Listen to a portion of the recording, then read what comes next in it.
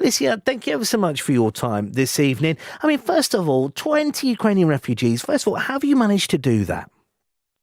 So 2 weeks ago, I brought a delegation of Ukrainian MPs across to England. It's treason currently for MPs to leave their country, but they had the specific permission of President Zelensky to come to the UK.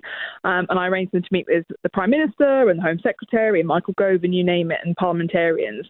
And through that, we formed a really close relationship. And so when this programme opened, I said to them, look, please, send me the contact details of those who need to get out, those who are vulnerable, those who you are particularly concerned about.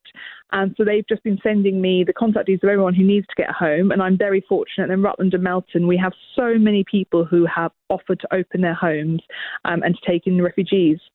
So from this, Alicia, how will this work now? The people that are seriously in need have been identified, as you say there. The good people of Melton and Rutland have put their homes up as well.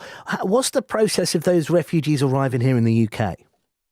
So I've had over 40, I've had 44 homes in Rutland and Melton contact me directly to say that they want to open up space in their home. And so far I've got 20 families who I've been able to match to that.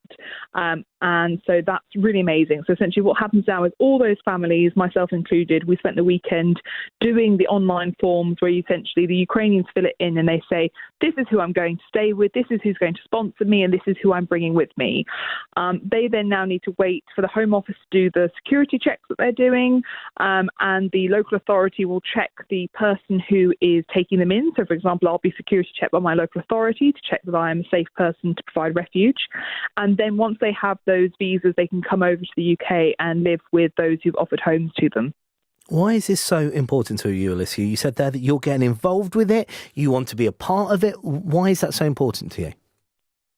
It's not just important to me. If you look across the country, the outpouring of support for our Ukrainian friends is so steadfast. And the reason I feel so strongly is that we promised the Ukrainians that we would protect them. We signed a treaty saying that if they got rid of their nuclear weapons, we would support them. And I was in Ukraine only in January, and I brought my family along with me. These are a people of such courage and of such fight. And they have been at war for 8 years now. This isn't just 4 weeks, as so many people seem to believe. This is 8 years of being under the threat of full invasion by Putin, 8 years of having some of their country invaded.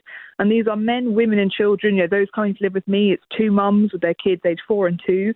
These are people who are at serious risk, and we are seeing that with the senseless murder of children, for example, the Mariupol theatre, the rape of women that's going on. We need to get people out, we need to protect them, and I'm so proud of everyone in Rutland and Melton, I'm sure across Leicestershire, who are stepping up to do just that. The Homes for Ukraine scheme, it has been criticised for being too complicated because in order to offer you a house, you need to name the people who'll be staying with. What's your advice to those people that might be a little bit fed up thinking, I'm trying my best here and it doesn't seem to be working? Look, I'm sure those residents who I haven't reached out to yet to say I've got a match for them will be frustrated. The reason for the matching process was enabled the government to get things going as quickly as possible. The US, Germany, they haven't even opened their schemes as yet because this isn't straightforward. We are having to security check people because we are letting them into the homes of average British citizens. So the government has a duty to make sure that the people they let come into your home are not going to hurt you. They have a duty to security check people like us and me to make sure that we can provide safe homes for them. This isn't straightforward. And I've been very vocal that I wanted the government to go further, quicker, and that we had to do everything we could to support refugees. And I've been very critical of the government. But this is a good scheme. Hundreds of thousands of people have now offered their homes, and the visas are coming through. We know that refugees are arriving, and I've seen them happily settled with some of my friends already. Is there anything else that you'd like to see happen, Alicia? I know that the EU's granted Ukrainians who flee the right to stay and to work. What more needs to be done? Look, we have to focus, it's now more about making sure this scheme works effectively and efficiently. I think we have a good scheme, but actually we need to see the next step of it come forward, which is where the government allows organisations to match people. I'm essentially stepping into a gap, which is that there are people who want to offer refuge but don't know someone Ukrainian. So the matching service that I spent the entire weekend doing is what we now need to see filled by voluntary organisations. And the government wants to see that happen. They just need to finalise the process for that to happen. So, Alicia, if someone's listening this evening, looking to help, looking to get in touch, what else do you need? Are you looking for more homes in the Melton Rutland area to match up with refugees and families? So I think everyone can help, and not everyone can open up their homes. That's a big ask, and it's not easy. But everyone can donate, for example, to the Red Cross. If you've got something you want to donate to support families, email me. I'm not operating what I did during the Afghan crisis, which was a drop-in, because you end up with a lot of things that actually weren't appropriate for families. But if people want to help, email your MP. Say you have something you want to provide. Say, how can you help?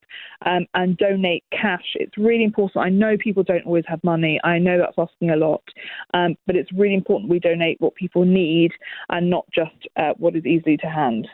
Alicia, thank you ever so much for your time this evening. Alicia Kearns, the MP for Rutland and Melton. My thanks to Alicia for joining us this afternoon here on BBC Radio Leicester. Tomorrow morning on Breakfast with Jimmy, he's going to be speaking to one of the MPs from Ukraine who's been working with Alicia